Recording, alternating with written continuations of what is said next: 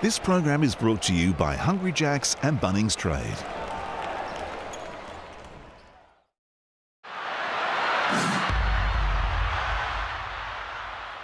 Here we go, it's throwdown time. Melbourne United taking on crosstown rivals, the South East Melbourne at Phoenix. Now, this one's set to be a blockbuster, but I'm going to take Melbourne United in the head-to-head because there is just something about this team at John Cain, and still haven't forgiven South East Melbourne coming off this COVID stuff. I just can't trust them yet. But the main market I want to talk to is coming in the future, and it's a Melbourne United player. Big Joe Lual-Achul is playing out of his mind at the moment. And see that $41 price tag there? I reckon that's going to come in a long way come season's end. We've still got a lot of games to play, and he's up there in the top 10 in scoring. He's leading rebounds and blocks. He's going to be my man. Bryce Cotton has to do an awful lot because his standard's so high. I like the big fella down the bottom. Enjoy and gamble responsibly. Took a bite and tempers a flat in throwdown 13. It's been 180 days since Melbourne United and the South East Melbourne Phoenix went head-to-head. That was Game 3 of the semi-final series. Zaylee Arthur likes the look of his three ball. Wow. Buries it. Mumford gets to the cup and scores. This is tough. He's tough. Oh, look at this. How do you lose the big fella? I'm here to play. If you want to stand in my way, be my guest. Phoenix force a turnover at halfway. Oh, yes, sir. Yes, Quick sir. took a yes, bite. Oh, here we go. And Mason Peatling barrels in onto it. We've got each other's back, no matter what. And tempers a flat in throwdown 13. Hellacious dunk by Mitch Creek. So Mason Peatling is out of the game. This rivalry is real. 14-0 run. The Phoenix win at 94-86. We don't need any extra motivation. Whatever happened in the last game, we don't need it. We're just trying to win this one. Adnam, tough look. It drops. Melbourne's going to stand in between us and what I want for these people, and so they piss me off. Everyone in the venue is smiling. St. Cheek. Joe Lual-Achul swats that out of there. We want to get one back.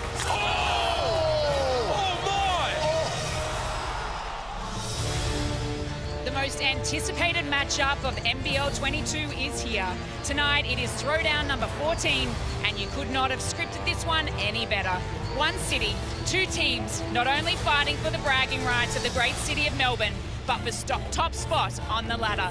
Hello and welcome, I am Jenny Screen, and joining me courtside tonight is former Melbourne United Championship player Pete Hooley.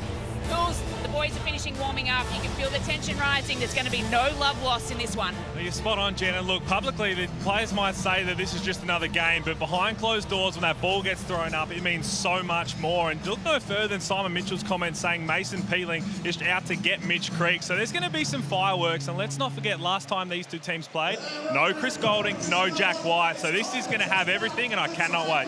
Well, the scene is set here. The tension is rising. It's going to be an epic battle. And to take you through all the action, our commentators, Jack, Liam, and someone that knows a little bit about rivalries, Mr. Andrew Gaze. He does know a thing or two. Thank you very much, Jen, and good evening, everyone. The most hotly anticipated rematch of the Hungry Jacks NBL season so far. Two teams who both believe that they're the best in Melbourne. Oh, they absolutely do. And, you know, by their record, they are. They're very, very talented teams. And we saw the little brouhaha that went on, and this rivalry became real during the last time these two teams meet. And these have got some quality players. And when you think of Joe Chi and Joe Lual-Achul, that's where I think is going to have a big determining factor on who gets the win. Let's have a look at the DoorDash starting lineup for Melbourne United firstly, Liam. And all going back to what Pete Hooley has just said, no Chris Goulding, no Jack White from that round 2 game. Significant because both start tonight. And they're massive difference makers. Chris Goulding can break games open. Jack White perfect matchup for Mitch Creek, Southeast Melbourne's best player. So that's a little bit of an asterisk win for me, that one in round 2. Sets the scene big time for this one tonight. And it sets the scene for the rematch of Joe Luala-Chul, who's having an extraordinary season so far, very much now in the conversation for MVP, up against Joe Chi. In that game, there was so much going on, but the matchup between Luala-Chul and Chi was fascinating. It was epic. A great battle of the bigs, some sort of old school basketball taking place. And Joe Luala-Chul, geez, he is playing at an MVP level, just pouring in the numbers on the boards, on the blocks, and scoring at a high rate. But this is what they put up when they met in round 2. 22 points and 10 boards from Joe Chi, 17 and 3 from Joe Luala-Chul, and they each had 7 block shots, setting NBL records. 4 of Joe Chi's 7 blocks were on Joe Luala-Chul's field goal attempts. DoorDash starting 5 for Southeast Melbourne. You can get $10 off your next 3 orders with Dash Pass. Jump on to order now and get unlimited $0 delivery at eligible stores. You can use the code DashPassIT at checkout. Xavier Munford back tonight, coming off the bench for the Phoenix, but a big inclusion, Drewy. X by name, but also X by factor, and not being there previously, it is a big factor coming back. This is a guy that's put up some big, reasonably good numbers. 16 points, he's averaging 4 assists or thereabouts, and the similar type of rebounds. So he coming back from that COVID. See how he goes. People come back in a lot of different shape, but let's hope we see the very best of him. We go back to round 2. It was the Phoenix who won 94-86 on the back of a 27-12 first quarter, which that 15-point margin is still the highest in Phoenix franchise history. Can Lightning strike twice? We're underway. Throwdown 14 at John Cain Arena. A Melbourne United home game. They'll be in their black strip tonight. The Phoenix in their away strip.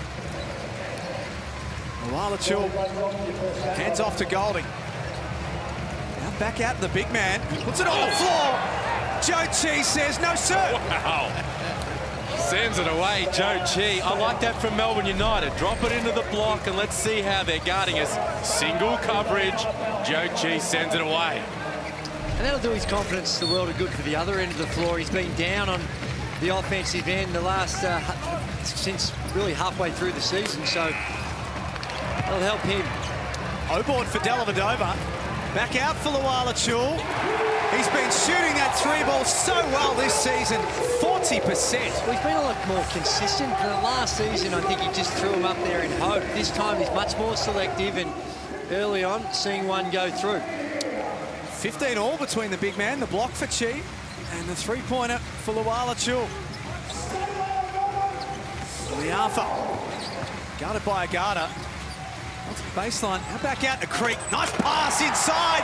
Luala-Chul responds in kind. 1 block apiece.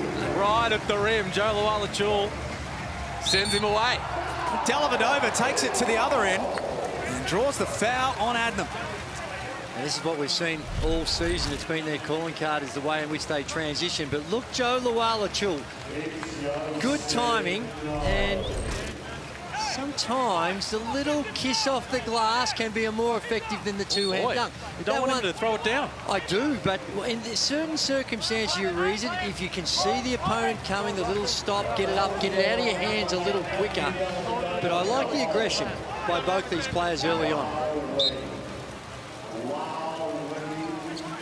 The foul, I thought, was called on Adnam. And Dellavedova was going to the free throw line. We're just seeking some clarification on that. Oh my. Liafa, high arcing layup is tipped in by Chi. Good awareness from Liafa. Knew the shot blocker was coming across. Got it high, and as you say, Jack, arcing over that outstretched hands, and that brings Joe Chi in as the offensive rebounder, and that one's going to count. And that's where you get into that grey area. When you're there, you're in a drop situation, but when they get so deep, you're supposed to switch. The switch got a little bit confused, a bit of uncertainty, and able to find a way to the basket for the relatively easy 2. Creek, second in the competition, points per game. Was ill last week. And there's White, getting his hands in the passing lane. Now takes it at Creek and draws the foul. That matchup On the back of what Jack White did up against Vic Law last weekend, is going to have a big say in this result. Yeah, it's a big one. I mean, really is the perfect matchup for Mitch Creek. I mean, if you were going to find anyone from around the league to pick to guard Mitch Creek, it would be Jack White. His strength, his athleticism, he's locked in at that end of the floor, and right there, he created the turnover. Creek spoke during the week on radio in Melbourne about his respect for Jack White. He knows that it's going to be a tough night at the office. While Chul has already knocked down one. That's two. Well, that'll really question what you're going to do on the defensive end. Now, Joe Luala-Chul's knocked down two, and he's looked comfortable at there. You can see that they're really offering a lot of help with Joe Chi, and he's going to have to stay at home a little bit more. They're going to have to switch. This pass from Adnam. It's a good look for Liafa. He couldn't knock it down. Now Luala-Chul rebounds, takes it coast to coast. Playing with supreme confidence right now. Great attack from Luala-Chul. There's his versatile skill set on display. The 7-footer putting it on the deck and attacking in transition and putting all kinds of pressure on his matchup. Joe Chi had to foul there to prevent the easy bucket. Joe Luala-Chul getting on top early. Yeah, slow start for Phoenix on the offensive end. Got that sort of lucky tip in that went their way. And for a team that over the last couple of seasons have shown that that's been their strength on the offensive end, they've been able to put points on the board. But in recent times, in the last 4 or 5 games, it hasn't been as easy as it once was. Well, since they scored 94 in the win over Melbourne round 2, they haven't scored 90 plus since for the season. There's Adnam. Mid-range jumper's good. 6-point lead to Melbourne. The opening game of round 12. Luala-Chul's pass intercepted. Creek got a hand on it. And then to the Phoenix end of the floor. The skipper Adnam has the mismatch. Dellavedova guarding Creek this time down the floor. Adnam pulls up. Defensive rebound by Jack White. Jeez.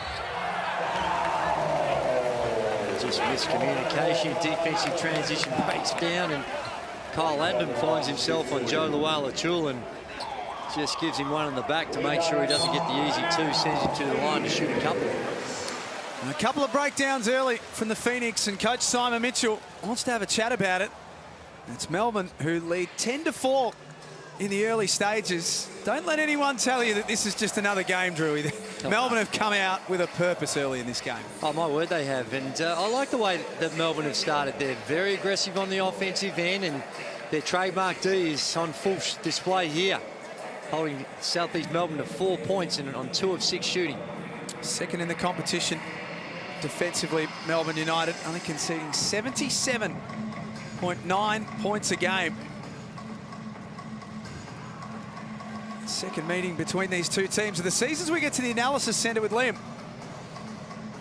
It's the matchup that we highlighted right off the opening tip. Joe Luala-Chul on Joe Chi. And that play, as Drew pointed out before, when Joe Luala-Chul hit that three, that's going to cause some problems for the Phoenix. So you see pick and roll action here with Joe Luala-Chul as we play this set, and you see here comes Dellavedova and he calls up Joe Luala-Chul. Here comes the defense here from Joe Chi, and right here's where the big fella is, a long way away from his man. Now if that's a shooter you would switch, but they're going to ask that question of Joe Luala-Chul. He catches it, knocks it down. Let's watch to see how the Phoenix adjust. Well, I think on that, if you're going to use that strategy and stay with it, you can't just completely ignore your rotations, or at the very least stunt at him. He can make enough of those that you just can't let him out there and play a game of horse by himself. You've got to wave at him or make him think about it, and particularly now that he's already made 2 of them, and both of them completely uncontested. So either rotate, stunt, do something, but just leaving him out there to shoot could be a dangerous policy from here on out. He has 10 of their 12 points in the game so far. We highlighted that matchup pre-game, and this is why. Adnam Got away from Dellavedova. Luala-Chul swats it out of the sky and runs the floor. Agata for three. Well short.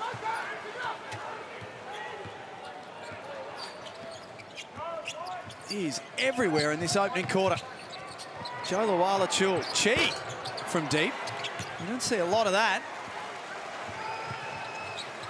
Loose ball falls to Golding. He wants an early look at things. Hand in the face. That's off the front of the iron. Liafa head down. Gave up the layup in the end. Now relocates to the corner. Offensive rebound, Chi. Oh, my. Agata jumped on a ladder and swatted that. Caleb Agata. Huge defensive play to put out the fire. There's an energy about the Melbourne United team that has very much a playoff type feel, the way they're going about it. They needed that. Three ball from the skipper. Well, he's providing that offensive punch. Kyle Adnam. Timeout called by Southeast Melbourne. And geez, Adnam just making things happen off the dribble to keep ticking the scoreboard over against this really tough half-court Melbourne defense. Here you see Joe Chi, offensive rebound, thinks he's got an easy finish. And Caleb Agata, who gets so much done. Steals, blocks, rebounds on top of the scoring punch he provides. And big defensive play here to deny Joe Chi. That's a massive play. Here's Simon Mitchell. So now we got Bash down there in the 5 spot. Post-ups for Joe. We're doubling, not off Chris, remember, okay? So if Chris feeds it, coming from up high, okay? Got to fill our spots, okay? Now if it comes from the wing, it's Daly all the way there. Now we don't go unless it's on the floor, unless we get to the split line, then we go, okay? We get to the split line, then we go, but we've got to have someone to hand him off to. Offensively, keep looking for drags, okay? Get a little confused on some of those unders, but mix it up. Drags and quicks. Just a bit of a settling time out there from Simon Mitchell. There's Eddie Betts. All-time great scorers. Marcus Bontempelli in the house. Hayden Crozier as well. Oh, there you go. Two of the Western Bulldogs boys in the back row. You hear Simon Mitchell there talking about offensively, plenty of drags. He's talking about early ball screens in transition. The ball handler brings it up, slap on a ball screen. Let's see if we can get some early is his message. And he was also making sure they're organised on when they're going to double team Joe Luala-Chul. Shea Illy straight into the game. He's on the scoreboard immediately. Yeah, I think Simon liked the look of that last Adnam field goal when he came off that on ball and saw that there was open and wanted to test it out. But this is a guy, forget about what offenses you're going to run. Got to find a way to get this man, Mitch Creek, going, because he is a very strong MVP candidate. He's been spectacular. The numbers, although his three-point shooting has tapered ever so slightly in the last 4 or 5 games, but when you think of big wins and big games, this man on your screen, Mitch Creek, has been very much a part of that for the Southeast Melbourne Phoenix. He provided us with one of the moments of the season so far in round 2. He probably thought that he might have had Dunk of the Year locked away, but Jalen Adams has got some other ideas on that after last weekend. He was a big factor in their win in round 2. 16 points, 7 rebounds, 5 assists. Set the tone for them early when they were so dominant in that first quarter.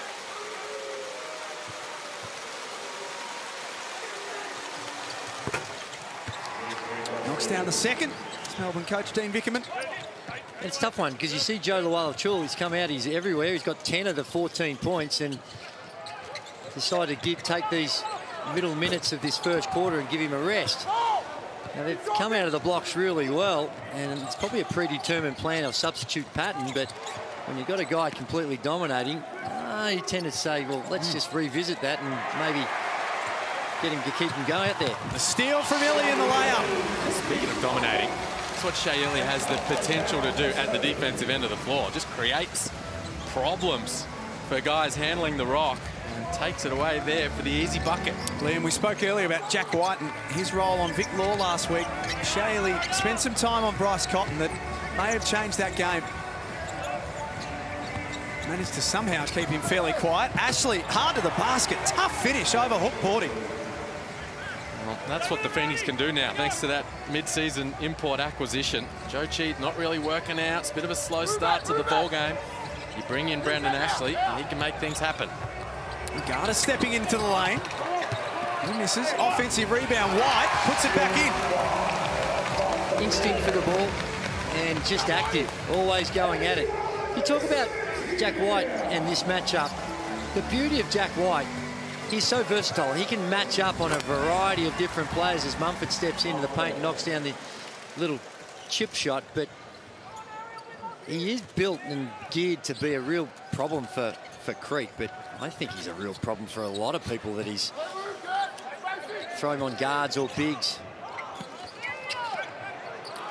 Porty's little floater goes this time. The German next up.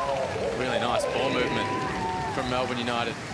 Finding Golding in the corner and then the whip pass into the middle of the lane for Hook Porty. That'll be good for him too. He's only scored 14 points in his last 3 games. He's been a little quieter. Now White's got numbers up ahead. One of them, Illy. It's good. Well, they are rolling. Melbourne United 23 on the board, 7 minutes into the game. Everybody getting involved. Shea Illy has 7 points in 2.5 minutes on a perfect 3 from 3. Liafa stepping back. He's been a little cold of recent times shooting the ball. Now he's got some trouble. He's trying to stop Hook Porty, who couldn't finish. Managed to work it back to Golding. Time on the shot clock. Golding into the lane. Melbourne lead it by 12.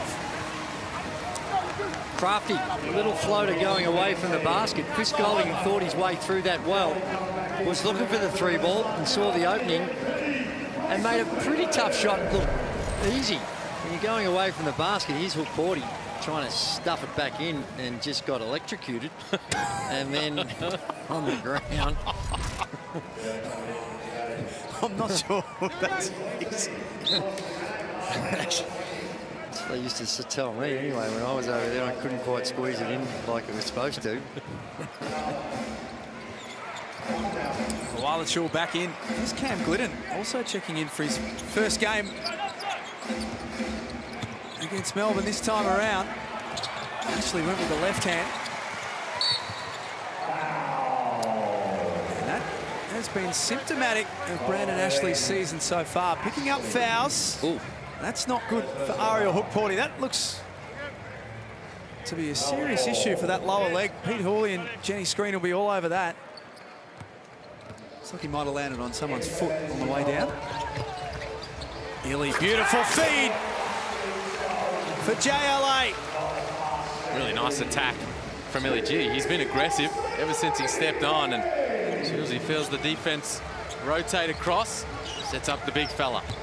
Here's Creek, guarded by Peatling. Finishes over the top. Not sure he meant to call that bank, but the Phoenix got to do a better job of keeping people out of the paint. All the defensive strategies and rotations aren't worth much if you can't slide your feet and keep people in front of you. Walachul stripped. Nice hands from Glidden. Now down double figures. Glidden thought about the 3. And the Phoenix settle into their half court. Mumford coming off the bench tonight in his return from COVID protocols. Late in the shot clock. Got inside. Nice pass for Ashley. Easy 2 for the Phoenix.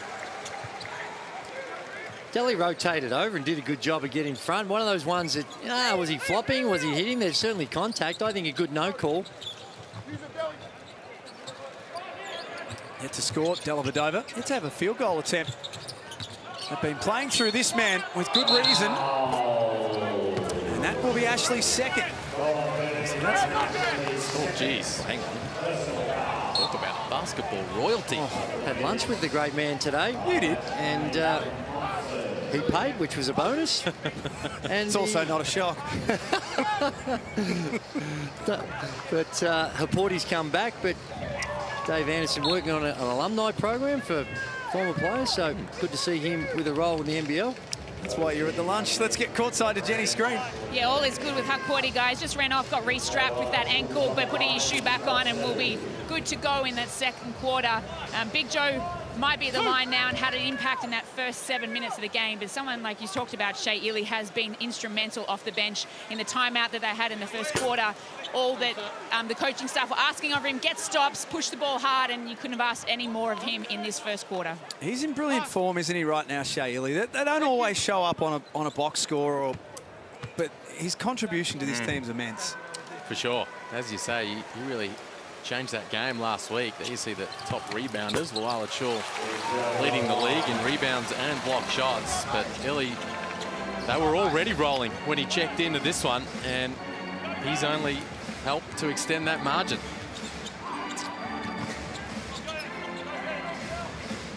Adnam. All the way from the basket. Here's Chi at the elbow. He turns and fires. He's 1 of 5 to start the game. Illy's pass knocked out of bounds. You know, we've gone this whole quarter and Ryan Brockhoff hasn't taken a field goal attempt and played the entire first quarter, and I know his role might be changing. He's not shooting the ball well. Got to find a way, though, to get him more touches, more looks, because the last few games he's been really good at just putting the ball on the deck and getting to the rim. As Phoenix coach Simon Mitchell watches on. Luala Chul baseline. Oh my. Over the top of Chi. A first quarter statement from Joe Luala Chul and a first quarter statement from Melbourne United. They lead it 30-17 after 1 in throwdown 14. And this right here is the snapshot of how Melbourne have come to play tonight. Luala Chul over the top of Chi. It's been all the men in black in the opening quarter. We've got the second quarter coming up next from John Cain Arena in the Hungry Jacks NBL.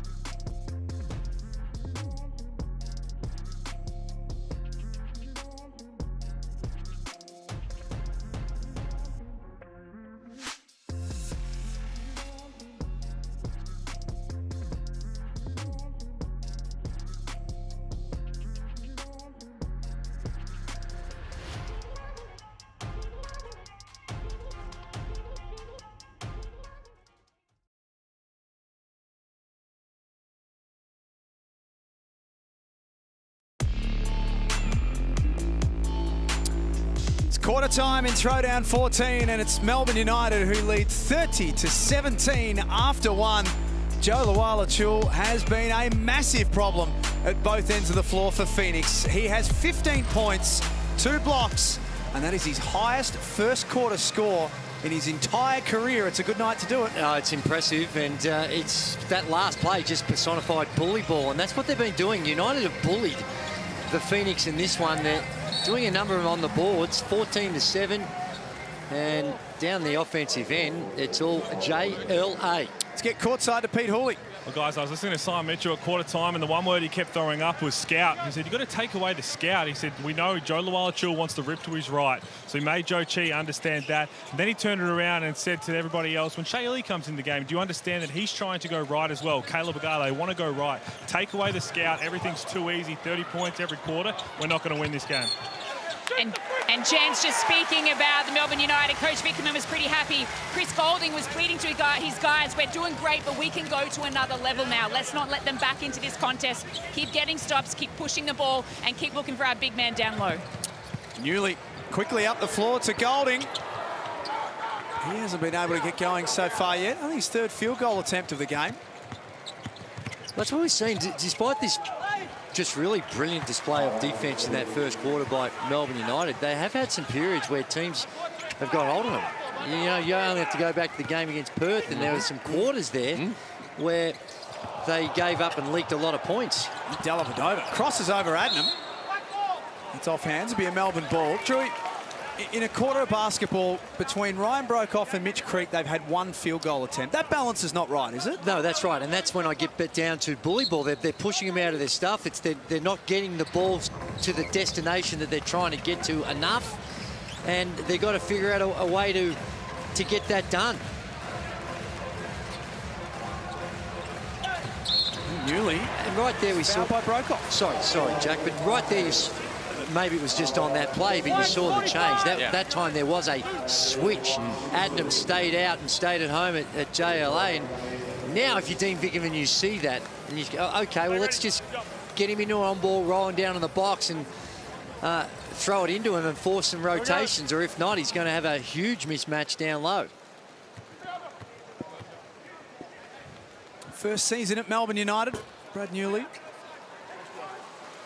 Played some big minutes in their round 2 game, 31 of them to be precise, although since then, Liam, his minutes have really dropped off. Well, I think that's going to happen within this squad. You know, these teams that are stacked and deep and winning a whole bunch of games.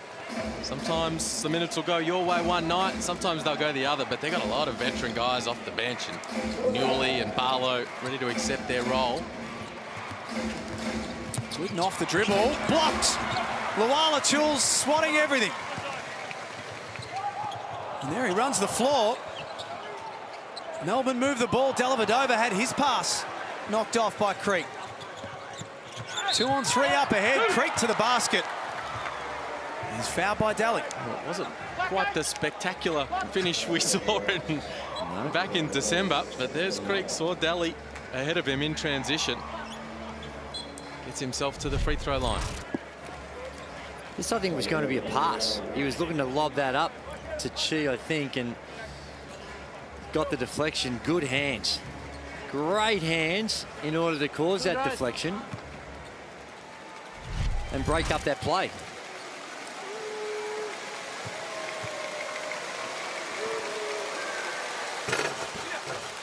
And we talk about that dominant first quarter display from Melbourne United. 30 points on the board, but as Drewy said, it stems from their defense. This is a big question coming into this game.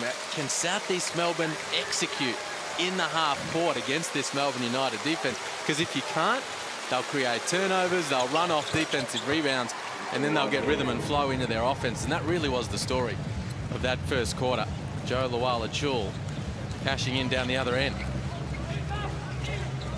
Phoenix have had their issues in second quarters. They're only averaging 19 points a game in this period. Has them 8th in the competition.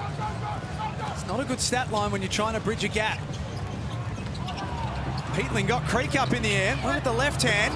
Guess who? Luala-Chul cleans up the scraps. And there were equal bodies in there. There were a little bit of confusion, but just the aggressive nature and the urgency, you don't see it from Phoenix right now. Ruben Tarangi threw it up there for Chi. He gets one back. That's a good look from Tarangi.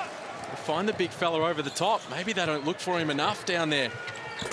As Goldie misses the lefty runner. As soon as you see Joe Luala-Chul stepping up to help out, throw it to the rim, Joe Chi will go get it. 4 points for Chi. Luala-Chul has 17 and a couple of rebounds. Newley took it away from Tarangi. Oh, I had a little nervousness about that, but in the end, he tucked it in with two hands quite nicely. Those 36-year-old legs have still got some hops. 37 tomorrow, in fact. It's Adnam with the left hand. Adds in two more. Just does such a great job playmaking off those ball screens. Kyle Adnam gets the defense on his back, and then he keeps it there. A little thing, and it's probably as Joe Lual-Acuil matures in his all-round game. He was very demonstrative in Shea Ely, that last play, and not keeping him in front of him and showing his frustration and letting him know. So not only is he getting it done with the leadership with the offensive end and the block shots, but just showing a bit of leadership there as well, which I like. Saw a few of the WNBL stars enjoying the action tonight. Ezzy Magbagor, Lindsay Allen, Tiff Mitchell, Penina Davidson. Sitting and enjoying Thursday night hoops. Nice. Penina's brother Isaac with the New Zealand Breakers again this season. 10-point lead for Melbourne United. They took control of this game virtually from the opening tip. He couldn't control it. Lual-Acuil does.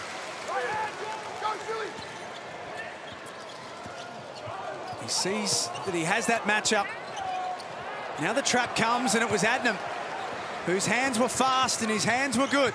He pulls up for the deep one. And Melbourne get moving quickly to the other end. Oh, Garter got inside. Couldn't get it done on Adnam. He's 1 of 5 to start the game, the Nigerian. She takes that position on the low block. Back to the basket on White. Nice pass, cross court for Tarangi. Dellavedova waits for the cavalry to arrive. Melbourne first on the table, 9 wins, 4 losses on the season.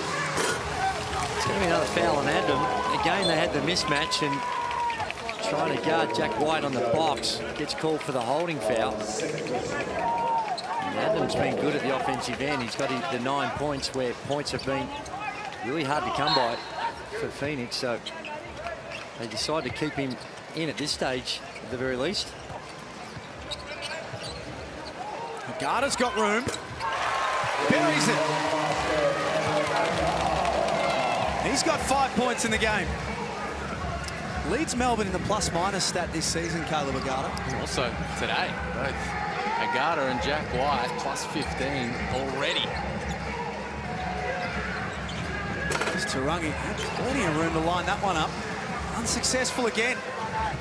Melbourne lead by 13. Agata is getting busy in this second term, and he's back on the free throw. He's giving them problems, isn't he, at the offensive end, and they dodged the bullet a few plays ago. The Phoenix, when Agata blew right by Kyle Adnam, straight line drive to the bucket. Just a wide open layup. And then there in transition, similar, left, right, but he's got his foot on the pedal, putting pressure on the defense.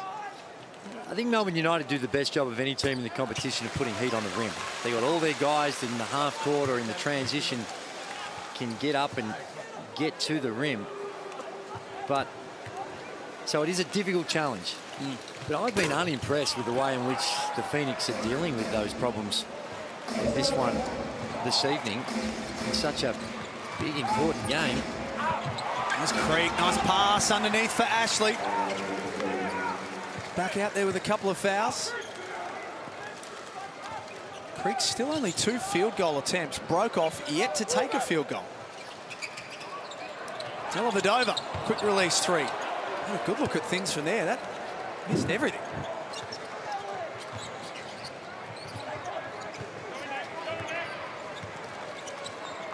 For the Phoenix, it's about putting consecutive points on the board. They haven't been able to do that so far. Nice drive, Liafa. Porty followed him in.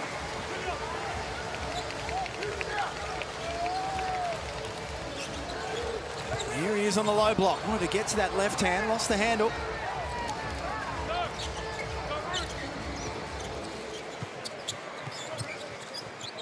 Dellavedova denied, broke off the handoff. Instead, it's Liafa. He gets that one to stick. His first points in the game on 1 of 6. Timeout Melbourne. And the Phoenix just starting to get a little momentum going. Good back cut there from Liafa. You don't always have to back cut to the rim. There he's denied the catch from Shayeli. Back cuts to the corner. Space to line that up, and he drills the 3-ball, cuts this thing to single digits. So a timeout called by Melbourne United. Joe Luala-Chul's performance has been breathtaking so far. 17 points, 5 of 7 shooting, 4 rebounds, and a couple of blocks as well. He has controlled this opening half. Yeah, he's been impressive, and he got himself going, knocked down those early threes, and as we thought, it just really pumped his confidence up. And then at the other end of the floor, we know he can block shots, but I mean, there was no one even in the frame for that last one. Real late closeout. And just look at see, he makes the block, and just the way in which he sprints. He doesn't always get it, but he gets himself in those positions, and with the guards penetrating, always available for the drop-off, and then just says, well, I'm just going to bully you. Bully you to the basket and stick it in your eye. And he does it with some sort of authority. He is unique in our competition, a man of his size, and look at the numbers, 5 of 7 from the field, 17 points. Been able to get to the free throw line, and also has the 4 rebounds, where he's near enough to averaging 10 a game. So on track with the boards as well. So things going really well for Luala-Chul in this throwdown. Here's Tones and I, Melbourne's #1 ticket holder. He's a regular now. Loves it. Sung at half-time. She did. Wonderful. You got right into it. Let's get courtside to Jenny Screen. Guys, we know that Melbourne United are great defensively, holding most teams to 77 points per game right now. Before Liafa's last 3, Phoenix were 1 of 11 from the three-point line. They've got to get different looks, put penetration into their game, get inside the key, and allow Melbourne United something different to look at rather than just relying on the three-point line from where I sit, gentlemen. Yeah. The numbers don't lie. That's not a good turnover. Illy took it up. The flush didn't stick. Nice challenge from Brandon Ashley. It was very nice for a man who's had his issues with fouls. This is high risk. Just a little fake the handoff, brought undone, and Shea Illy knows he's got Brandon Ashley coming behind and goes upstairs to tuck it in, and just that little intimidation there by Ashley maybe caused that one to pop out. They've scored the last 5, Southeast Melbourne. They're starting to build a little bit of momentum as we head towards half-time. Mumford got past Dellavedova. Hook Porty blocked the shot. Another block for Melbourne, and there's the big man at the other end. He misses the dunk. 3-on-2 for the Phoenix. Creek is fouled by a guard. Well, that's their best chance to score right now, Southeast Melbourne in transition, because this is a really tough defensive unit Melbourne has out there on the floor. Hook Porty, he's a developing defender in the middle, but look at on the perimeter there, Illy and Dellavedova, plus a Garter and Jack White. There's Hook Porty sending that away. Ashley putting the pressure on Hook Porty down the other end. You see Dean Vickerman brings a little bit of a change. Delhi comes out, Golding comes back in, but really tough for the Phoenix to put consecutive buckets on the board in that half court against this really tough Melbourne defensive outfit. Creek makes the second. It is a Melbourne United home game, so United fans searching for Southeast Melbourne to miss 2.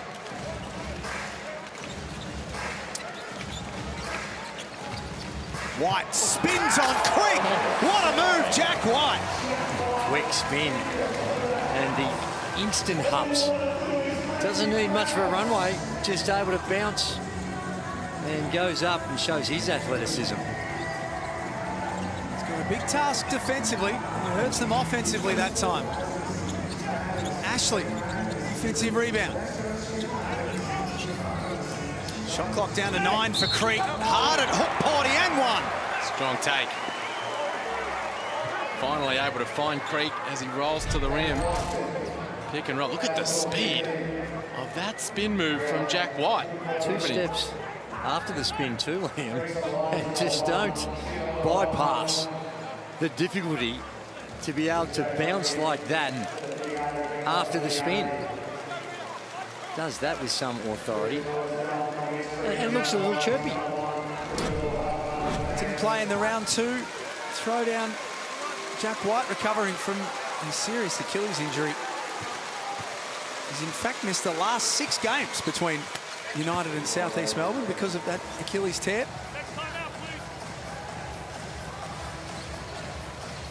Mawala Chul, you see the leading scorers in the game so far. He has 17. Mitch Creek, the best for South East Melbourne with 10. Well, it could be a third personal on Brandon Ashley. He's doing a good job out there at both ends of the floor for the Phoenix, but picks up his third, trying to guard JLA down low. But when you got 2 and you know you're foul prone, don't reach in. Just slide your feet, show your hands, and do nothing that's going to get you in any sort of trouble. Because, like you say, they need him. I think he's been good. He's been in some good minutes. So set up in you go spots. All right. Again, this is CG right here. So if it is a Migo or Migo, all right. Again, Joe's trying to get that screen right there. You're trying to get that screen. We're trying to give CG that one. You're stepping out to there. All right. Shuey. And then you're the runner on the baseline of it. All right. If they run that. If we see they're matched up, let's go switch right now. All right, let's go switch. You go switch. All right, so in this one, CG still is in that spot. All right, let's get a great back screen over here. Hard to the corner, Caleb. Whitey, you're on the rim right there. See that one? CG's underneath, over the top. Hey, if you don't have it, make sure you're the release right now. Come off that one on the release. An important 2 minutes on the way to half-time. You talk about rivalries. Look at Mark Bradkey and the role that he played in the rivalry back in the day between the Tigers and the Magic Druid. Oh, yes. There's his beautiful wife, Nicole. Yes, and his son, Jensen, there. I'm not sure about the look of the moustache he's running with, but young fella, he's at the AIS or Centre of Excellence. That's the one I was looking for. And got a bright future ahead of him. His other son, Austin, was part of the Melbourne Demons final win on the roster. Illy, a hand in the face. Yeah, you have to think with the Bradkeys that the sporting genes in the children should be pretty strong, given their background. Mumford. Only 2 points so far, and only 3 field goal attempts. That's 2 more. That's where he can get some work done. Mumford in that mid-range area. Good rescreen there from Dane Pinot. Frees Mumford up. Knocks it in. You can see the quarter-by-quarter breakdowns. They've managed to bridge the gap a little. South East Melbourne this term. Still got a chance. It's Creek. On White. Gets it to go. Mitch Creek taking the responsibility on in this second quarter. Well, they've more than bridged the gap a little. They've bridged it a lot, not just in the scoreboard, but the way in which they're playing. They're getting some stops, and as Liam alluded to, been very good in transition, picking up some fouls. And the problems we were talking about with Phoenix on the offensive end now seem to be the problem with Melbourne United. A couple of unusual shot selection. The ball gets a little sticky, doesn't move from side to side as much. And they're taking away those penetrating lanes. Early on, just the ease at which Melbourne United could find their way to the cup for the score or the drop-off pass. A lot of that's been taken away. Creek can't make the extra. 3 points the difference now. And the lead at quarter time was 13. Mawala Chul, his pass found Agata, who misses another one from underneath. A 7-0 run for the Phoenix. We spoke earlier about momentum. They have it. Creek, 2 more. Gee, heavy contact. Looked like the good case for and one.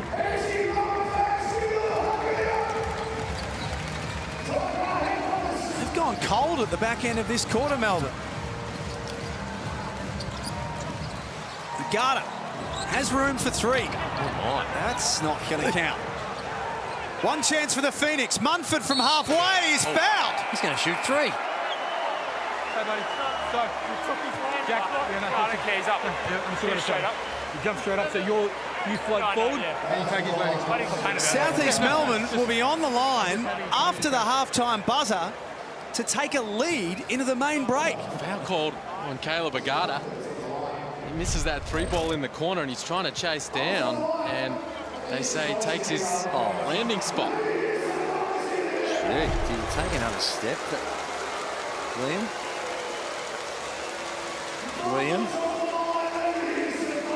You're saying did Xavier Mumford travel before he shot it? Well, that, or was it actually a foul? Like he lands and then on the next step is when he got hit, so... Well, they're hot on that whistle. Anytime someone, not usually as on a prayer from half court, but anytime someone shoots it and the defender gets his feet involved where that guy's going to land. I think Wickham looks irate, which is understandably. Look at the scores. They've gone from 30 to 11. And we said that during the game. They have had these quarters where offensively they can go missing. Mumford misses the third. Southeast Melbourne come from 13 down at quarter time to take a 1-point lead into the half. The swings and roundabouts of the throwdown. Wow, you would not have expected that. Melbourne just dominant in that first quarter, getting whatever they want and really controlling the game. Joe Luala-Chill, 15 first quarter points. Well, only had 2 in that quarter, and the Phoenix chipping away, getting stops, restrict Melbourne to just 11, and remarkably go into the sheds with the lead. Here's Jenny Screen.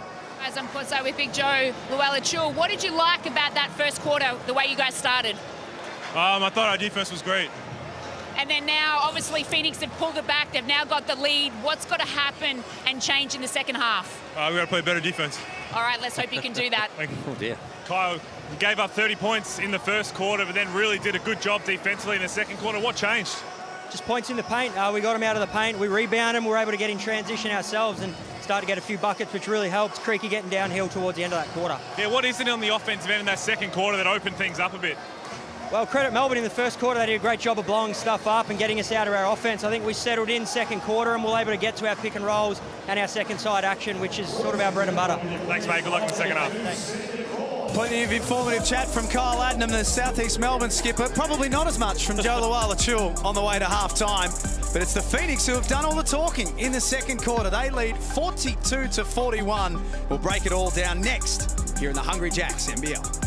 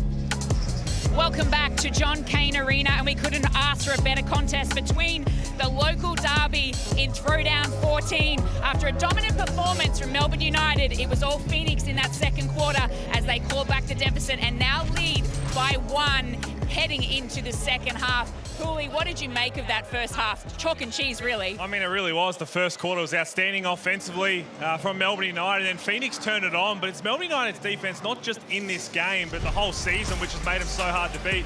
And really, the main guy has been Shea Ili. He doesn't get spoken about enough. Joe Luala-Chul is a beast down low, but I think Shea Ili we've got to start talking a bit more about.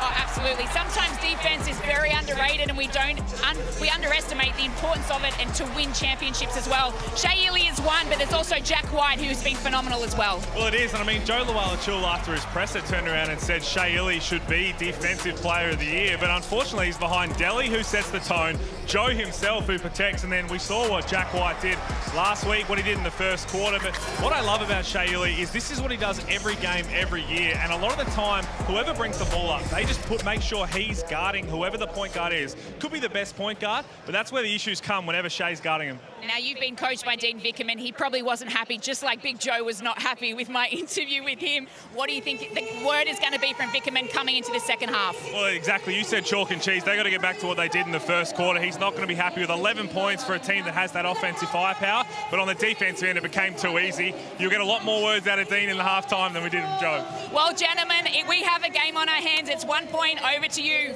We most certainly do. Thanks, Jen, and thanks, Pete. We've got a great game on our hands. The South East Melbourne Phoenix did not lead at any stage for virtually the entire first half so far. Right at the end of that first half, they took the lead. An incredible turnaround from 13 down. Oh, absolutely. And Melbourne United just couldn't keep that scoreboard ticking over. We saw a number of fast break opportunities and actions that they were getting in that first quarter just being stopped either through the block shot or just blown a few easy baskets. And somehow or other they've got to find a way to get Chris Golding going because he's only at the 2 points. And you can see this action here where this is early on when Joe Luala-Chul has been the standout from a scoring standpoint with 17 points, but 15 coming in the first quarter. So I think that if I'm Dean Vickerman, you know, there's a few things they need to tidy up on the defensive end, but by and large, it's more about the offense and what, to me, for what their problems were in that second quarter.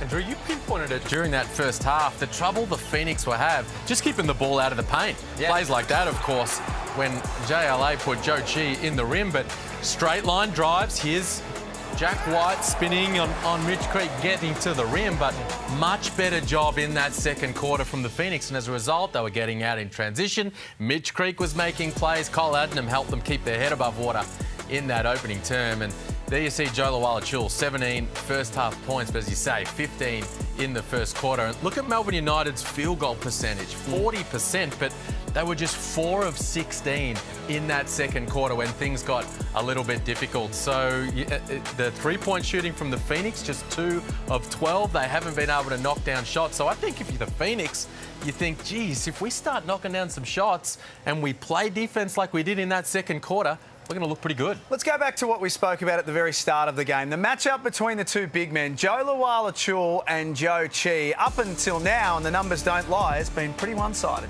Oh, they have. It's stark, a stark comparison. And I think the offense that is the standout. It's hard for Joe Chi because of he's not getting a lot of opportunities. He's had his shot blocked a couple of times, and I think you can almost see the wheels sticking over in his head about where he's going to get his next action from. One thing about Joe Luala-Chul, he's never going to die wondering, and he's going to get his whenever he touches it, as long as he gets some touches, he'll get his shots. It's a little bit different for Joe Chi down the other end in order to make things happen, but still a long way to go. And if you look at what's happened and the way in which they were able to slow down Joe Luala-Chul, you say, well, we're happy to concede 15 in the first if we can shut him down for the rest of the game, which is no easy task, but there's still another half to go. The other thing to remember about that second quarter was we didn't actually see a lot of Joe Chi. No. It was a lot of Brandon Ashley and a bit of Dane Pinot down the stretch that did a bit of a better job on Joe Luala-Chul. So it'll be interesting to see how Joe Chi can respond in the opening couple of minutes of this second half. The opening Couple of minutes in this third quarter is going to be absolutely fascinating. 1 point the difference in Throwdown 14. Don't go too far. The third quarter is coming up next here in the Hungry Jacks NBL.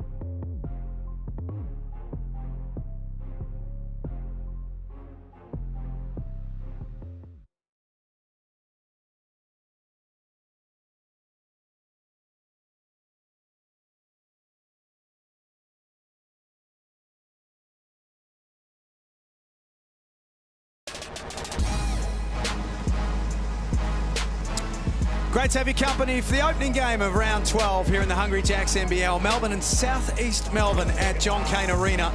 And the Phoenix scored the last 11 points of that second quarter and take a 1 point lead into the start of the third quarter. Yeah, it was, and it was that little burst at the end where they got their advantage. And for most of that game, the eye test said that Melbourne were well and truly on top, but to Phoenix's credit, they were able to hang in there and have a little bit of a berth. And how can, to me, it's extraordinary that Ryan Brockhoff, you can go 16 minutes of court time, and has got 3 rebounds, and that is the only stat.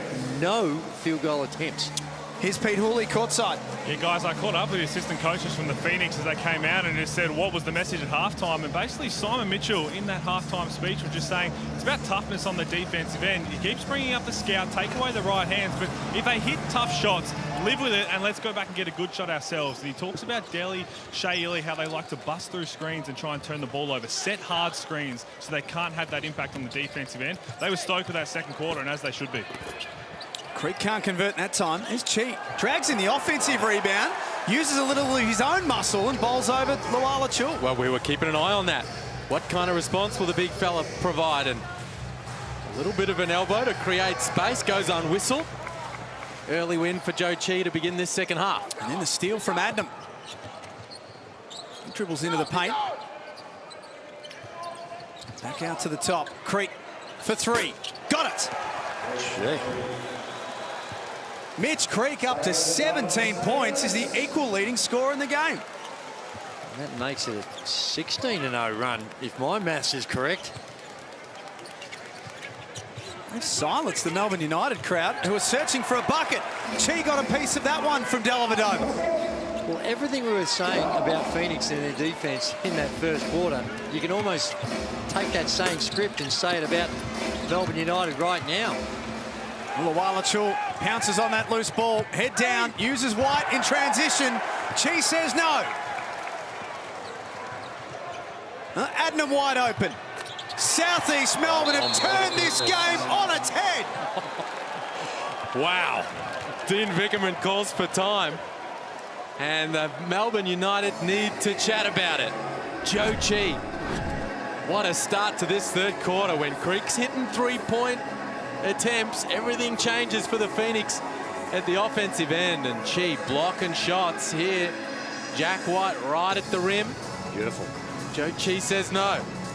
Well, he's come out with aggression, and that aggression leads to being able to push the ball up the floor. You push the ball up the floor, defensive transition, put under pressure, the extra pass, and Kyle Adnam, and we've got a stand-up timeout. That is the key to the broadcasters to stay away, because I'm about to use some language that's not appropriate for our audience. So for those who aren't familiar with the stand-up timeout, coaches have one at their disposal, and that's code for this is between me and the players. We'll stay out of that one. Liam, this is remarkable. 19 unanswered points from the Phoenix.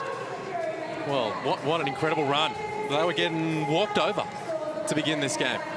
There's Corey posing. Is it a little sunny? A little sunny inside John Cain Arena very tonight, bright lights. The lights can be very bright in there.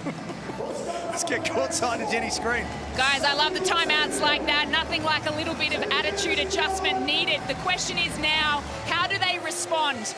It's one thing for a coach to go at you and question you and what you're doing, but how are the United going to get there and respond to this in the next couple of minutes will be interesting.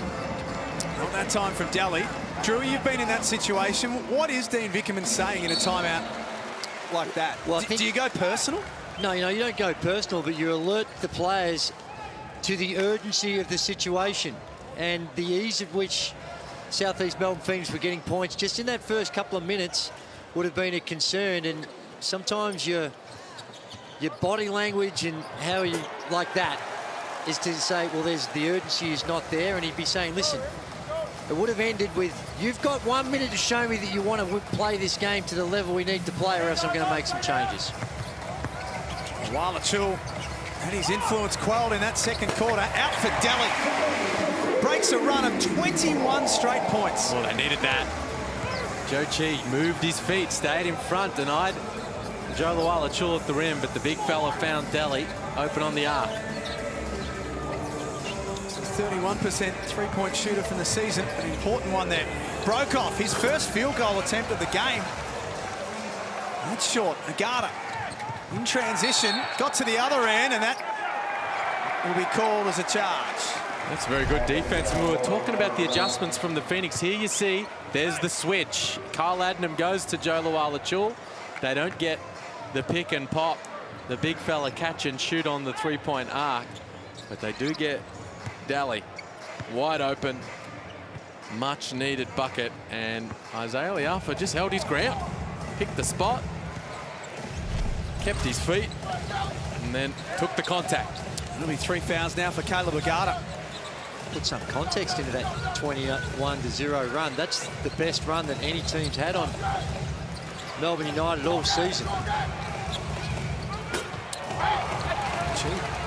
Couldn't get that tip in to go. Trying to take it off the cylinder. Oh, White pushed the floor hard. Chi blocks another shot.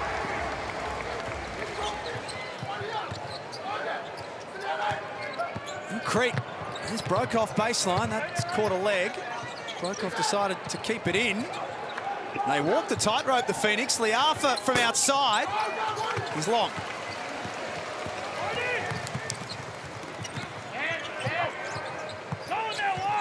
Illy has Hook Porty. That's a nice-looking mid-range jumper. Joe Chi, hand down, playing him for the drive there on that deep post catch, and Hook Porty makes the right decision. It's interesting that early when Dean Vickerman goes to his bench, he's another easy basket. They're just waltzing into the paint. And when you've got Chi there, just throw it up around the rim and he can take care of the rest. But he takes his leading scorer out, Joe Luala-Chul. And when you're struggling to put points on the board, sometimes you've got to swallow your pride a little bit and say, well, he might not be doing everything I need down this end, but scoring right now is a premium. But he's decided to pull him out of the game, and that's just good positioning, good rotation, good hands, offensive foul, good defense. Well, this is what Dean Vickerman will do. This is what he's built his championship credentials off. He keeps these guys accountable at the defensive end. You had that stand-up timeout, and as you say, you got 1 minute to make it, turn this thing around, and clearly identifies Luala-Chul not getting it done defensively. And Hook Porty comes into the game. Tarangi from outside. Rebound, Hook Porty. Chris Goulding, Liam, just 1 of 5 in the game. Is he someone that they can try and get more involved? Oh, no doubt. They should be trying to get him involved on the regular. Here's Hook Porty with the floater. The Phoenix, I mean, they're not leaving Chris Goulding's side for a moment, fighting hard over those screens. He got an early mid-range look in this quarter, didn't knock it down, and hasn't been able to get going. Tarangi came flying in. Chi's hacked. And Aaron Elbow might have caught Goulding on the way through as well. I didn't want to hand one. They are some pointy bows. They are. Get thrown around underneath that rim. There's not a lot of padding on the big fella either. Have a look at it. Here it is again. And the coach is going great now. Oh. Look here. Probably more the tricep area rather than the elbow. Oh, hold on. That's maybe not. I don't know about the tricep. Maybe it's a very low tricep. Yeah, no, from the other angle. That was all kinds of bone. Yeah. He tipped in. Ashley back out there with 3 fouls. It was all Luala-Chul in the first quarter, but since then, the Ashley and Chi combination has been able to turn the tables. Ashley has 8. Chi has 8.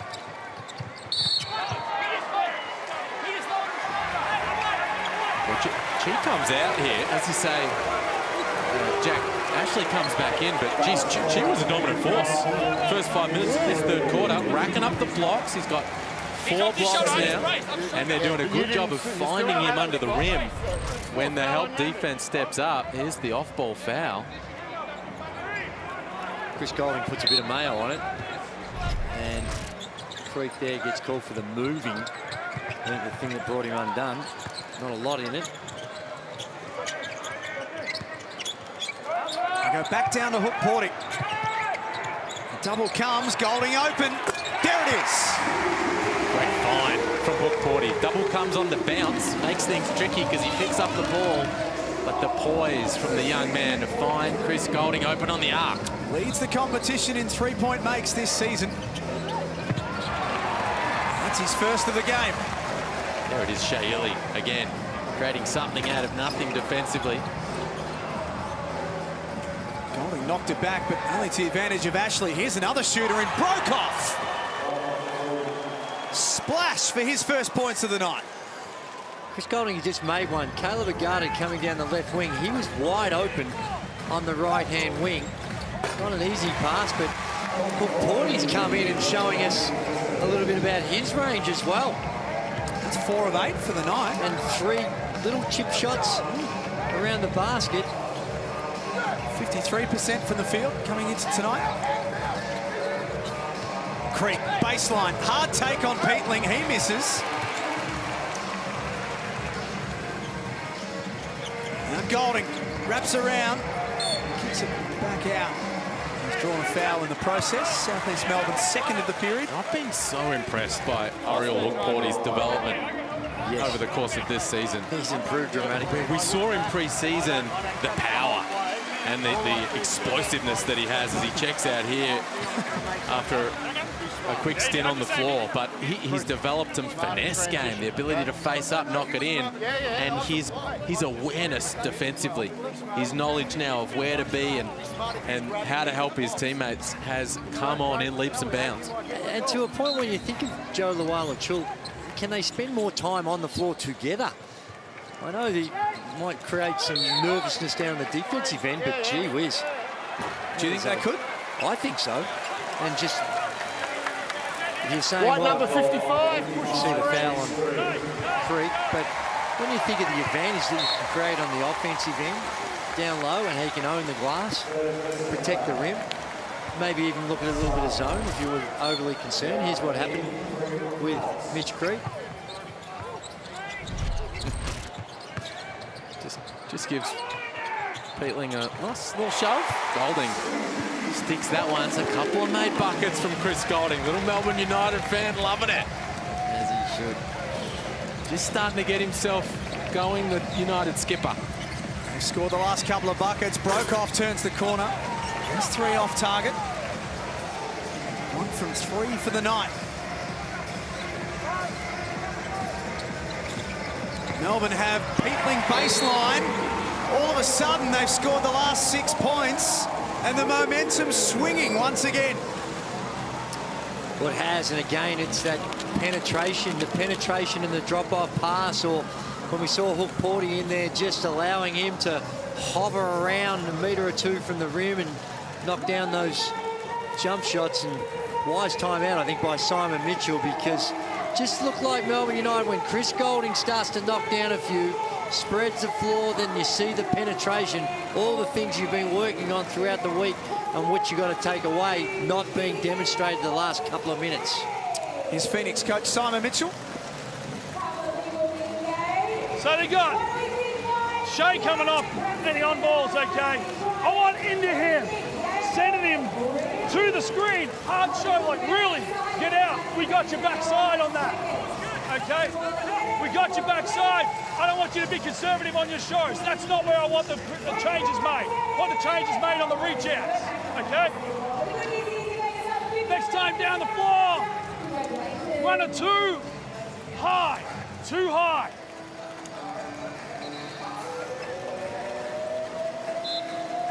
Okay, sorry. Come out. Let's go to Bash. Okay. Try and come out the same way. Down screen, come off. Okay. Come out the same. I want you. Second cutter out. Go. 1, 2, 3. 2.5 minutes before three-quarter time. A shout out to the winner of our Kmart gift card for tonight, Danielle DeLuca. Proud Melbourne United supporters. That's the picture of 2018 NBL Finals win celebrating after the game. We had Simon Mitchell in that timeout. Shea Illy's causing them trouble. He's coming off those on balls, getting into the lane, setting up teammates. They want to trap him. Wants Brown and Ashley to blitz that hard show, put some pressure on Illy, and see how he handles it. Ashley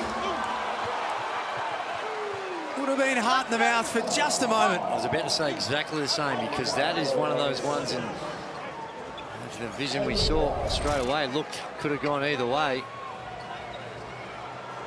But unfortunately for Melbourne, it's not good news for them, because that will be Caleb Agata's 4th foul. He has had trouble with fouls over the course of the season. Agata, he plays so hard, puts himself in positions where he puts his body on the line. He's getting in there, trying to make things happen defensively. And Dean Vickerman, for right now, he's just going to roll with it. He's going to leave Agata out there with 4. Simon Mitchell's got Ashley out there with 3. His 8th game as a South East Melbourne player, Brandon Ashley. Now here he comes, he's checking out. Brad Newley comes in to see out this 3rd quarter. Agata sits down with 6 points, 4 rebounds. 61-57 in throwdown 14. Luala-Chul has 17. Most of those scored in the opening term. Munford stole it away to the other end and lays it up. Good read. They send the double team, so you've got to work on your rotations. That weak side guy's got to guard two. That time, reads where the pass is going and picks it off. His return back to the team tonight, Xavier Munford, has been a good one. Wailachool baseline. Needs that to try and get himself going. It's his first point in the second half. 15 first quarter points, got 19 now. And Ashley there smartly. He had him beat, so straight up, didn't pick up that fourth foul. And Munford starting to make things happen down the other end. He is. That's 10 points, 4 of 6 from the field. And that's what can happen. You pick up a little cheapy in the transition. You see that scoreboard ticking over yourself. Those little mid-ranges, those pull-ups become a lot easier. Oh, gee. Some contact under the basket. No call. Newly left open. Knocks down the three. Important hit from the vet. 3 points the difference inside the last minute before three-quarter time. Now Arthur has Golding all up and in. Crosses over on him. Golding did well to stay with it. Ashley tips it back in and draws the foul. My Brandon Ashley having a big impact. 12 points now, and this is what you explained so eloquently, Drewy. They double-teamed Joe Luala-Chul on the bounce, and as a result, they rotate, pick off that outlet pass, and then no block out on Brandon Ashley, and he's able to put that thing back in through the contact. That was a great effort by Chris Golding. He was up and in, chasing the ball carrier all over the floor, and then all that good work, and the hustle gets no reward because his simple action of boxing out and not protecting the boards. 13 points now for Brandon Ashley.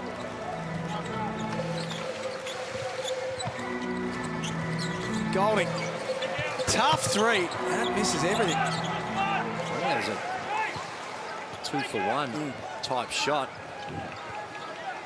Normally expect him to pull the trigger. Well, maybe with Chris Golding you would, but it was a little wild. Phoenix took a 1-point lead into this third quarter. Ashley denied by Peatling. Loose ball, they get it back. Liafra will have to shoot. That's not going to count. Exactly the same play that happened here. Shot clock expires in the background. Clock. Just checking the clock. Can hear the voice of senior official Michael Aylan. Going to check the clock. 3.1 the clock. Shut that down on Brandon Ashley quickly. Melbourne United, and they thought they should have got the whistle on the loose ball. Wickerman all over it. Screaming like a wounded bench on the sidelines. Not just a benchy. A wounded one. One that's taken a couple of blows. That's it. So 3.1 put on the clock. Golding to finish the term. Luala-Chul, will that count? It does. I'm going to be a review on that one. Not sure if he got that off. We'll check that out during three-quarter time. 4 points the difference in throwdown 14. Grab a cuppa, grab a bicky, and join us for the fourth quarter. It's going to be an epic finish in a Hungry Jacks NBL.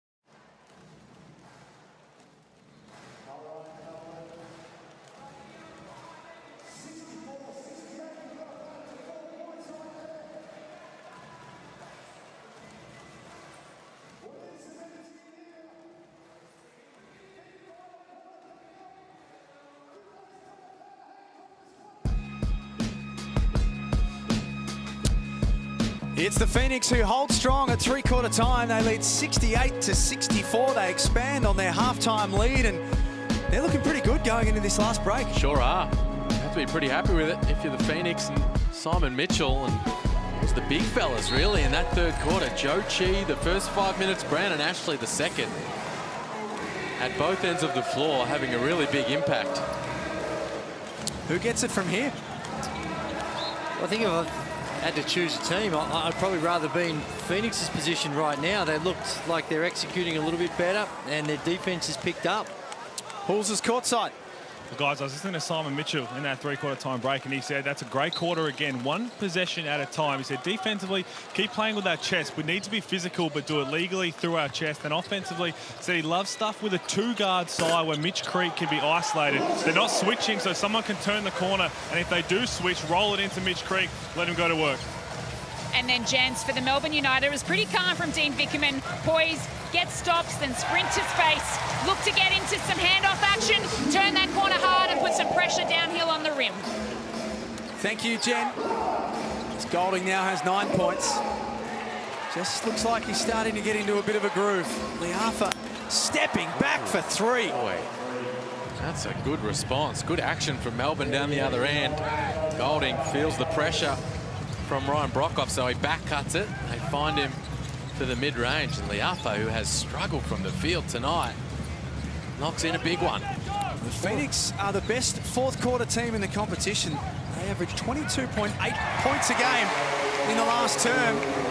Luala Chul from outside, his third treble of the night. That time Liafa.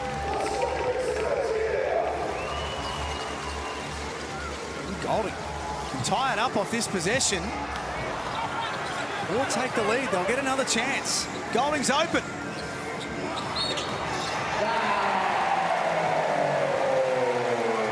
Draws the foul on Chi. 3 free throws to come. He hits you and then he grabs you. You hit him and he grabs you. What's the replay? Here's the response from Liafa. Step back triple. That's all kinds of pretty. I mean, before he took that shot, he's 2 of 11. He didn't shoot it like a guy who 2 of 11, just stepped straight into it with rhythm. And down the other end, Joe Luala Chul. So you've made a few. Just got to be a little bit more of a distraction than that. This Golding, little head fake to get Joe Chi thinking about it, and then drew him closer, and then was able to draw the foul. Sure, Joe Chi thought it was a foul, though. There it is here. That's a foul. Can't do that. Or was it? From that angle. Yeah, he's grabbed him on the wrist.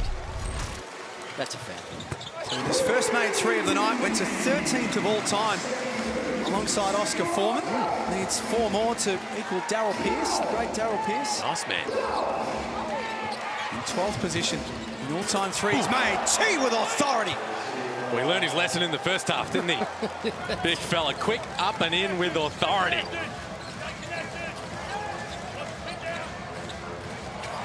Nice pass, and there's Luala Chul at the other end with a flush of his own. Joe Chi's got to be upset with his teammates. If you're being asked to hard show, you hard show when you're released to get back. You need someone there to help out. Melbourne lead by 1. Liafa got beyond Golding. That's a tough finish. Isaiah Liafa now into double figures. Brockhoff picked off the pass. Chi, look out! His foul. He took it strong, drew the foul. Black 22, lucky foul. Throw down from Chi over the top of Peatling, Luala Chul and Illy. Good find from Creek. Always knows where the big fella is. And Joe Luala Chul provided the response down the other end. And meanwhile, in the half court, Isaiah Liafa's been making plays, and a lot of them have been on Chris Golding. Southeast Melbourne Phoenix, they don't want to be making those plays on the perimeter against Shayili, against Matthew Dellavedova, against Caleb Agata, putting Chris Golding in a lot of those situations. And Dean Vickerman here. Pulls Golding out, reinserts Caleb Agata, despite the import being on 4 fouls. She makes the second, no burgers.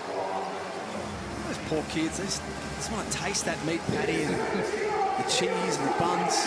Not yet. Another Phoenix take the lead back. Looking to go 2-0 against Melbourne for the season. Porty snatches it out of the air and scores. 76 each.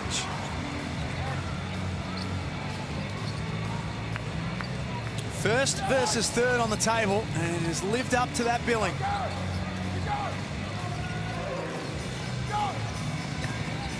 Munford. Did he step out of bounds? Oh, man, double dribble.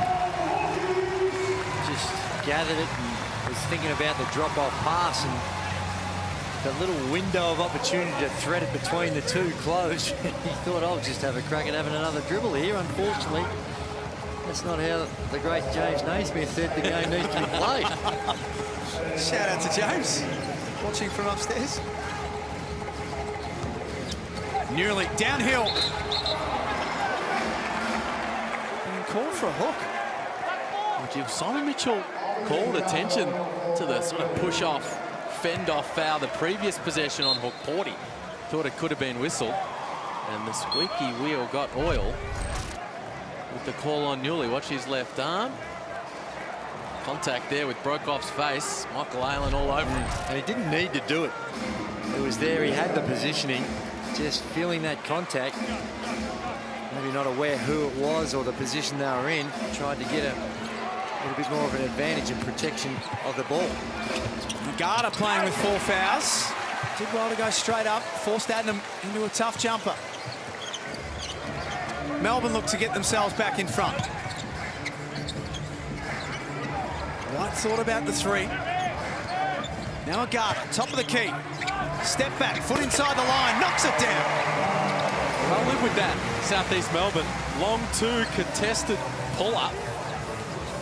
Knocks it in. Agata is 3 of 10 from the field now for his 8 points. Creek had room to fire away. Mitch Creek up to 20 points. That's his second knockdown, from 3-point territory. Hasn't been as dramatic, but still just as effective for Mitch Creek in this one. Wow, miss. Nothing but fresh air that time from Agata. Munford beat him off the dribble, feeds Chi underneath.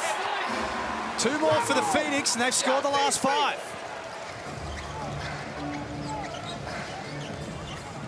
They're making a move of their own as we come up to 5 minutes remaining.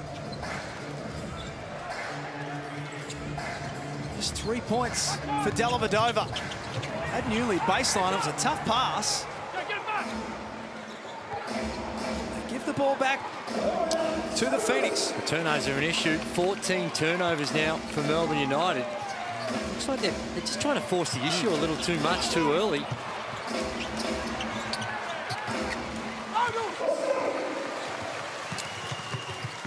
Got it. Aggressive baseline. Good move. Delay game warning on Caleb Agata, and you may have just seen the score change. That Mitch Creek 3 from about a minute ago has been downgraded to a 2. Dean Vickerman takes the opportunity to reinsert Chris Golding. They run so many of their actions in the half court for either Joe Luala-Chul or Golding, and with neither of them on the floor those last few minutes, they didn't really know where to go. It was a little clunky offensively. Golding back in the game. It was, but they were able to just find a way in that clunky fashion to just hang in there and stay with it, give their 2 guys a bit of a spell, and come back on now, looking to get their offense going. A Creek off the window. Tough. That is tough. With the right hand too. Just wanting to let everyone know it was with the right hand as well. Now he has 21. His team up by 2. Hook Porty, impressive.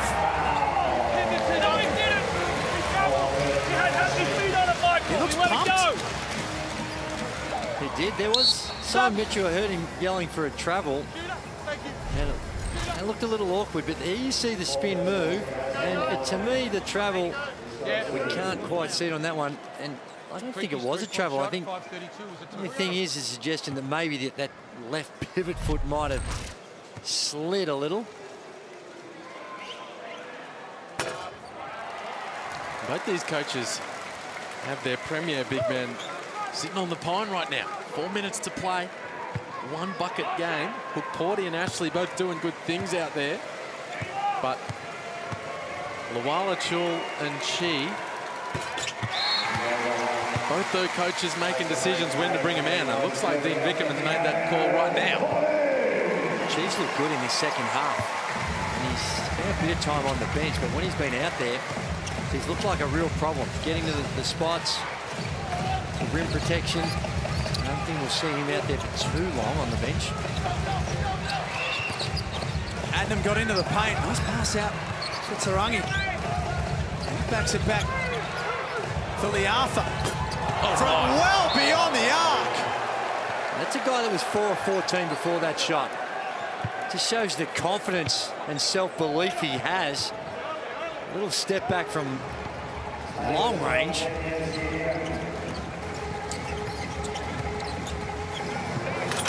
Alley-oop play sees Jack White play above the rim. Beautiful pass from Golding. Just weighted it perfectly. It's a good play where they load up the three guys on the other side. When you're hard showing, there is no, it's a long way for the help to come. Ashley couldn't tip it in. Garda off to the races. Disadvantage with numbers up ahead, but he wants to back in and scores! The ref looks like he's waved it off. Chris Reed, the official along the baseline, signaled to cancel that. The United fans will not be happy. Here's the pass, and as Drewy says, there's no help because of the spacing on the other side. Tarangi and Adnam standing and watching. And then there's the whistle. Oh, geez, you could mount a good argument for that to count. I think you can make an outstanding argument. At first look, it looked like there was 2 actions. Not reviewable. But you can't review. Not reviewable.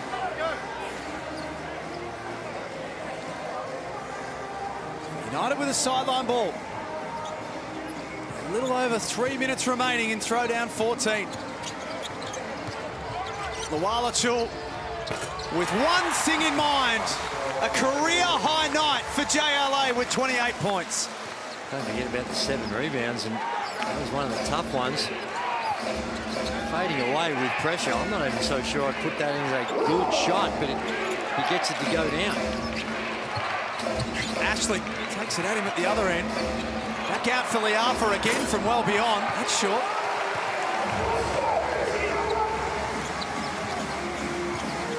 Golding.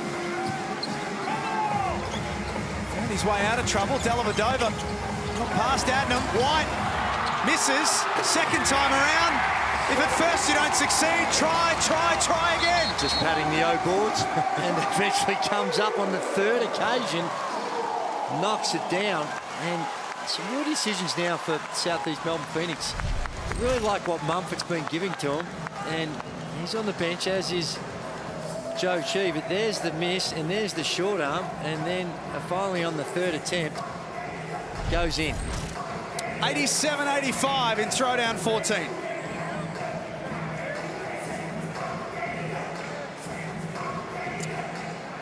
Southeast Melbourne call a timeout.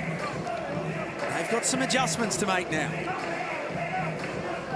Well, Simon Mitchell's first adjustment is bringing Joe Chi into the game. In fact, you get the sense that's why he called the timeout. Didn't want any more time to come off the clock. Had Joe Chi walking towards the score table. And his squad's fallen behind. And you're right, Drewy. Xavier Mumford. That's the one for me. Yeah. He's been giving him something off those pick and roll actions. And he's in double figures, 4 of 6 from the field. He's got the 5 assists as well. And he's calling his Jets on the pine right now. Big night at John Cain Arena. Eddie Betts enjoying the action. I hope you're enjoying it wherever you are around the world.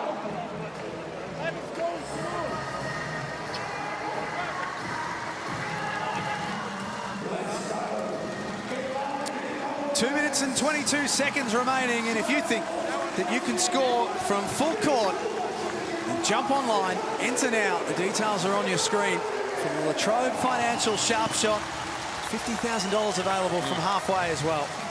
As Liam mentioned, Joe Sheep comes back into the game on that timeout. And I agree.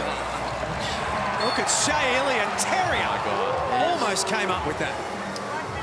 Great determination and effort. That's what he brings. The hands just so disruptive. And we see just gets the hand in there and doesn't give up on the play. A hint of a foul as he takes his legs out. And he's the best in the league at doing exactly that, Shea, like blowing up dribble handoffs. As a team, with Illy and Dellavedova and Agata, they do that so well. But Illy, it's a real skill to blow up those actions. Both teams in action again this weekend. Melbourne will play New Zealand on Sunday. The Phoenix with a home game against Brisbane on Saturday night at John Cain Arena. But to matters at hand, 2 points the difference. Adnam into the lane. It jumps out. I think they need Mumford in there with this increased pressure that they're facing. Mumford, his ability to work the pick and roll and create off the bounce. I just think that maybe provide them with a counter. Wallachul gets past Chi and gets upstairs. He just went right by him. Single coverage, no double coming, and JLA makes him pay. He's got a 30-piece for the night. He started the game. An outstanding touch. Creek. Turn it up, Creaky. What was that? All sorts, and just throws up with the ball pressure, finds his way and gets the little floater to go in. Well, it's not a little floater, long floater. It's back to 2. Golding turned the corner and lost it. Brokoff took it away from him. Liafa stepping back, tough 3, that won't count. Liafa shooting the ball like he's Steph Curry, 5 of 17, and here's Golding. Shows them how it's done. Well, that's the difference. They get it to the right man, find him. Not sure how he should be that open in the corner. Quick release, but you can't even let him get that off. And here's the just simple drive around Joe Chi. Just that's way too easy. I know the big fella might have some lateral problems. Now you can help out on some, and as we mentioned, when you saw Ryan Brokoff trying to help out on Wallachul down low, but that man in these times of the game, but 5 of 17 is just for the upper is just not sure in the circumstances of what they're facing right now that that's the best option ahead of Mumford.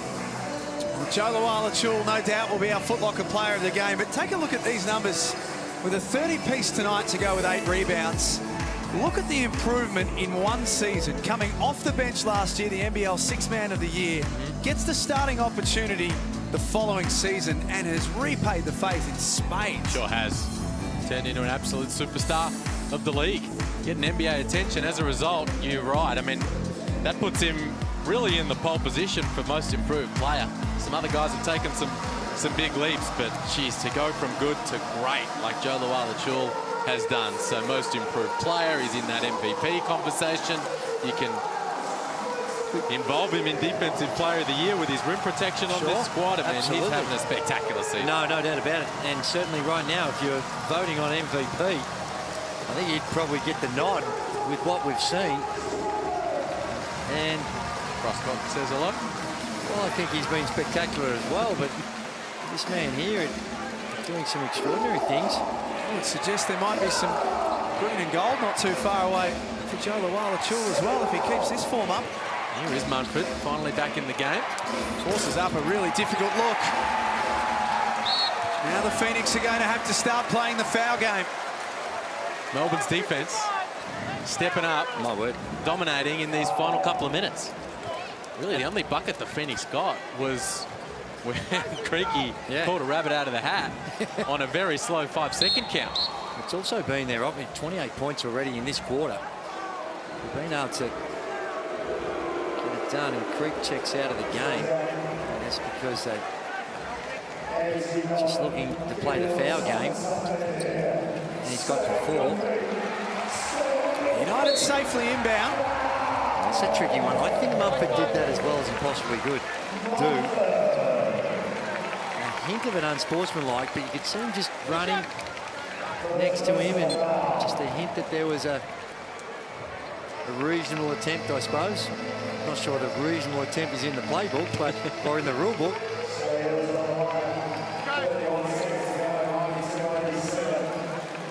Free throws for Shea Ely. 7 points, 8 assists, 3 steals.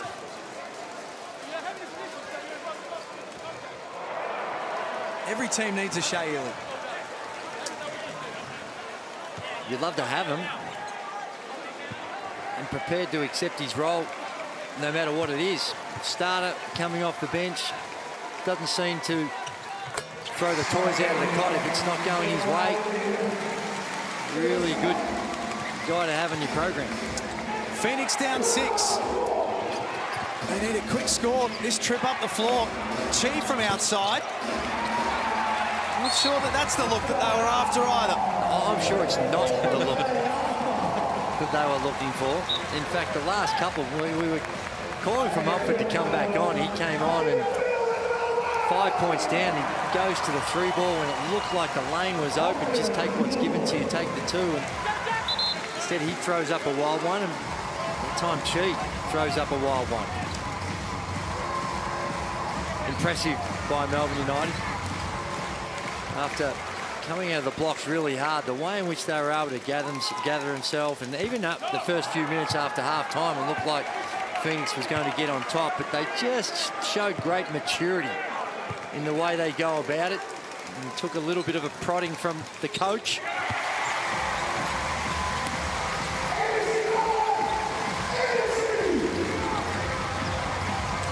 This is a big, big win for Melbourne. They were seriously challenged.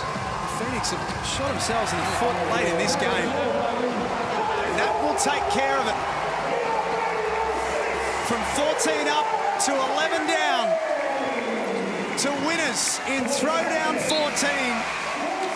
94-87 the final score. And the series between the Phoenix and United tied away at 1 each. It is, and as we said, great effort by Melbourne United, and worked their way back in and figured out the problems. They were presented with some challenges from Southeast Melbourne Phoenix, and again, not one of those ones you'd put in the books as the greatest spectacular, but when we talk about our Foot Locker player of the game, I don't think there's any doubt that Joe Luala-Chul, 30 points, 9 rebounds, 2 block shots. And he was outstanding. He missed 2 shots, 11 of 13 from the field. Just didn't see it from a lot of that second and third quarter, but he set the tone for Melbourne off the opening tip and was huge in the fourth quarter to help them bring it home. Top of the table, Melbourne United. That's their 10th win of the season. They've been 2-2 in their last 4. They've been a little patchy, but this is a big, big victory for them tonight. Absolutely, and you could tell in that first few minutes that Melbourne United, this game meant a little bit more to them than just a run-of-the-mill regular season game. And as it should, on the basis of what happened a few weeks ago when they last met. And the thing that, like I said, the thing that impressed me is the way they figured out their problems. They ran into some issues and were able to work their way through it. And that man on your screen, he is very good. How real is the MVP conversation now? Oh, absolutely. Very, very real. He's in that conversation well and truly. And right now, I know Corey Homicide Williams has been calling for it, but I don't like doing this, but I tend to agree with him that he's probably the front runner. If you're awarding it off the last, even just the last 4 weeks, Liam, if there was a form MVP, he is the the dominant player in this league Well, he's right been the best player on the best team. No doubt about that. On top of the table, Melbourne United. Cotton has been spectacular, but Luala Chul having some kind of year. Here's Pete Hawley. Well, guys, there's no surprise. Our Foot Locker player of the game, Joe Luala Chul. Now, I promised that I'd get more than 2 words out of you, but you seem to have a bit of fun with that win. Yeah, man. We needed it. Then we got it. I'm super excited and I'm happy. Now, I know you're all about the team's success, but that MVP conversation is getting louder and louder. Career high performance. What did you see out there that made you have a game like this? I'm just happy we won, man. I'm not really too focused on that. Bryce Cotton has won that like 3 years in a row. I think he's a great player. It'd be tough getting it off him. So I'm not too worried about it. We want to win a championship. That's what I'm worried about. And you know, when the game got tough, other guys started to step up. Chris Golding hit big shots. But talk to me a bit about Shea Ely, but Jack White on the defensive end. Can I go on another rant about Jack White? No, man, we have some elite defenders. Jack White is up there in the league as well. And CG, NBL Steph Curry. It's just, I just marvel at some of the stuff that he does, man. And more than anything, he's a great leader and he's our captain. And anytime we need CG steps up. And that's big props to him. Now, it's been a big season for you already. They talk about MVP, most improved. Any other awards you're trying to come and get this year? I'm not really too worried about it, man. I'm just trying to win a championship. Great game, mate. Appreciate it. Sorry, kids. Well done. It's just nice to hear him talk. Yes, that's true. He's playing, he's doing the talking at the moment. Tomorrow night, our attention turns to the Wynn Entertainment Centre. The Illawarra Hawks trying to get some momentum back in their season. They take on the Cairns Taipans, who, let's face it, we saw a little bit of everything from the Taipans on Monday night. The good, the bad, and the ugly. That is coming up tomorrow night in Friday Night Hoops as the Illawarra Hawks play host to the Cairns Taipans.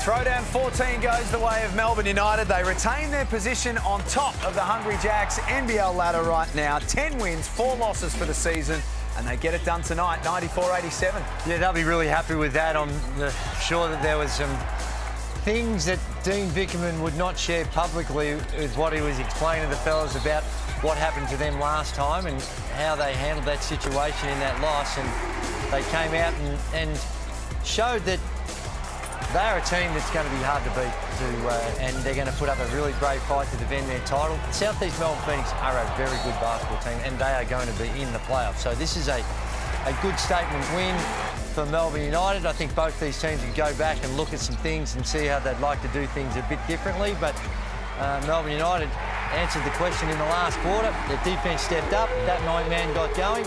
Mitch Creek, I thought he played really well. Unassuming in a lot of ways, but the 23 and 5 were good. I thought it was a strange one for me.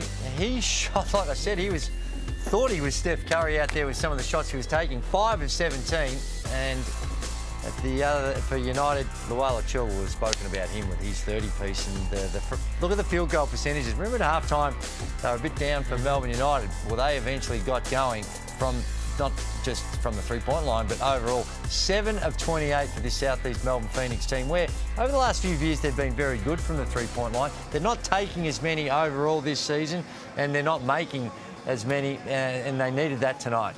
Both teams have got a quick turnaround. The Phoenix will play Brisbane on Saturday night. Melbourne will play Sunday against the New Zealand Breakers. The Amy ladder, as I mentioned, has Melbourne sitting on top right now. 10 and 4 on the season. The Phoenix retain their third place. Well, they've been the three standout teams, Melbourne, Perth and South East Melbourne, just consistently really good. That was a tough game tonight, tipped Melbourne's way. And for the Phoenix, you're right, that's a quick turnaround.